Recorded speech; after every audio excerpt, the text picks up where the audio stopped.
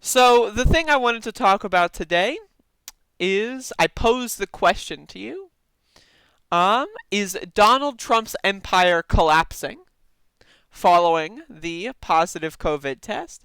Now that coronavirus is finally ripping its way through these rich, like, my brain wants to say, like, like words that I shouldn't say, but let's just say these rich individuals, communities are now being ravaged and raved by coronavirus 19. And this is something that I think is going to be a very big thing, especially because, again, you have Herman Cain dying of coronavirus 19, and everyone just kind of ignored it. Like, yeah, Herman Cain's dead. Sure, he was one of our best friends, but yeah, oops. His Twitter account's still posting anti mask propaganda. It's a little bizarre. It's a little bizarre, right? And so I'm just gonna get rid of that pop up because that's annoying the hell out of me. But yeah, it's a little bizarre what's currently happening in this country. And again, I'm sorry if I sound a little bit abstract. I'm still waking up. I didn't have as much coffee as I normally have. Give me a break, okay? But Trump went to a fundraiser in Bedminster, New Jersey, I believe, after having known he had coronavirus, or at the very least, the most charitable reading of this is that Trump was exposed to coronavirus. But they're trying to say that they didn't know that he had coronavirus, but one of his doctors had said that something about the last 72 hours, which includes this fundraiser. So we'll see how it goes on that front. But this is something I wanted to read here. This is a CNN article. Obviously, you can see that at the top, but don't worry about that. President Donald Trump's big dollar fundraiser at his New Jersey golf club went on as planned Thursday night despite the president and staff knowing he had been exposed to coronavirus. Now, again, we don't know, and there's really at this point no way to know whether or not he was diagnosed with coronavirus or just knew he might possibly have coronavirus. And Donald Trump has had this kind of aura of invincibility around him for a while now, and that's why this is so interesting. Again, the most charitable reading of this is that he knew he probably had it, but thought he was Superman, which is like that's kind of more embarrassing if true. I think it's more likely the fact that they knew he had it and they were just trying to go on as planned until the asymptomatic version of coronavirus became the symptomatic version of the coronavirus. Because to my understanding, people don't get diagnosed with COVID-19, especially when they have the ability to have rapid testing all day, every day, right? Because they're the president of the fucking United States. So I don't see people getting diagnosed with COVID and then immediately being sent to the hospital and then on oxygen. Right, so I'm thinking it's probably very likely that he was diagnosed positive earlier this day, maybe the night before.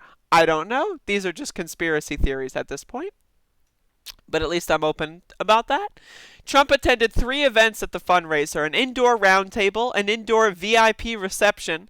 Donors had a socially distant photo opportunity with him, and an outdoor reception, according to an event invitation obtained by CNN.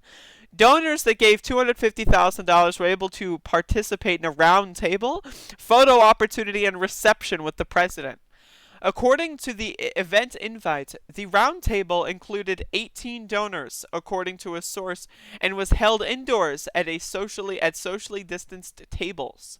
Another source says the attendees at the roundtable were tested for coronavirus when they arrived, and no one wore masks. Love to see it, everybody. Love to see it.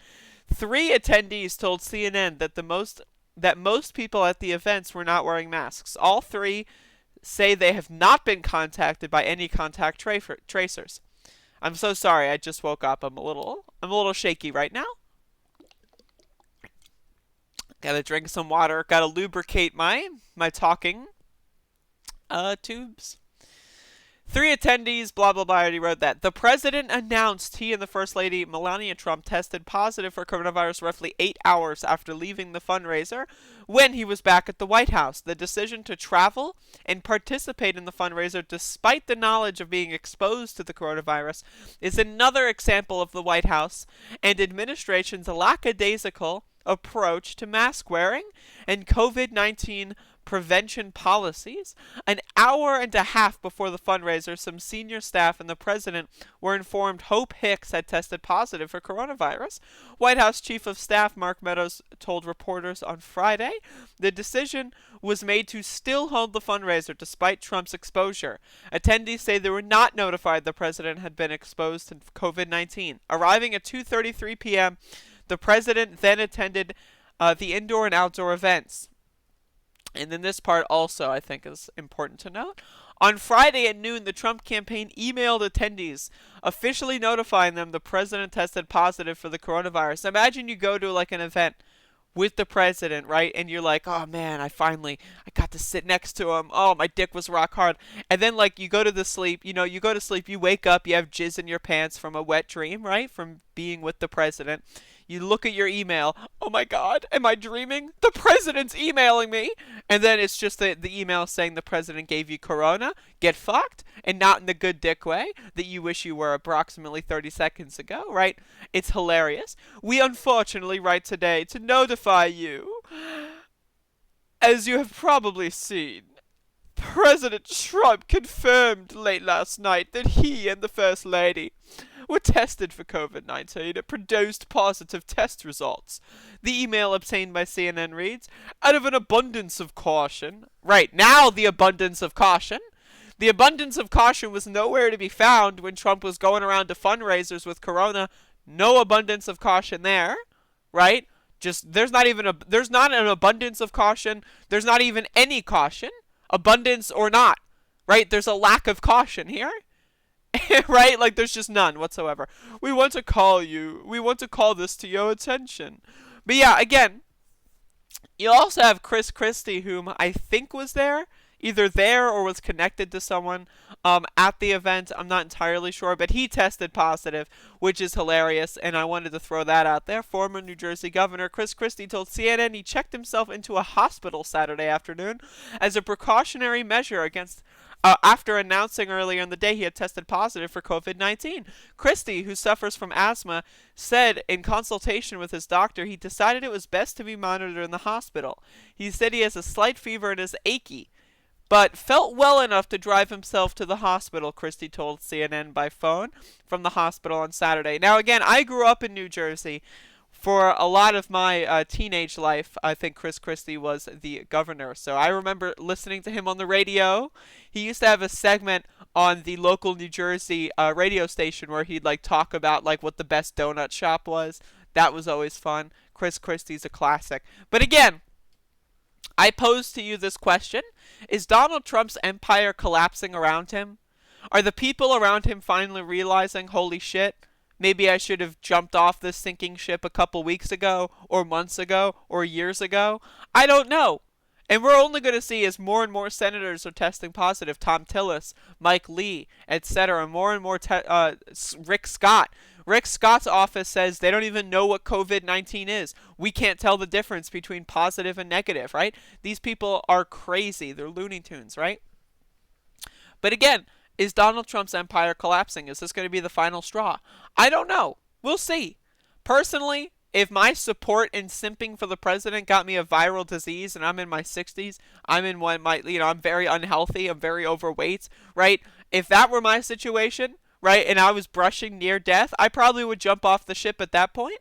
But who knows? Maybe they have the sunken cost fallacy engaged, or the sinking cost fallacy at this point, because the ship is still sinking. Maybe they're just going to go down with the ship, right? Maybe they felt like, you know what? I attached my life to this at this point for so long. Donald Trump refusing to condemn white supremacy for the 15,595,416,313,415th time, right? That's a little problematic, but you know what? I got COVID. It's over. What more could possibly happen? The worst has already come, so let's just ride it out. Who knows? We'll see. But how is this going to affect the election? I don't know. All I know is that this is very fun. As someone who loves delivering news, this is great stuff. I love it, okay? And we'll see how it goes. And Donald Trump's, like, again, I don't feel bad for any of these donors. I feel bad for the journalists, those who are the pressers at this fundraiser. I don't feel bad for it. Like, if you're going to give $250,000 to the Trump campaign, I'm going to be honest, you can afford a COVID treatment, and I don't care if you get COVID. I'm more concerned with the poor and suffering people that are out there dying right now from coronavirus 19, right? So that's my position on this whole thing, on this scandal. That's what this is. This is a scandal. Trump going to a fundraiser for no reason. Oh, wait, no, because he wanted that money. Even though he's a billionaire, why can't he fund his own campaign? Is that not allowed now that he's president? I don't know. Who knows? Who knows? Either way, it's really funny.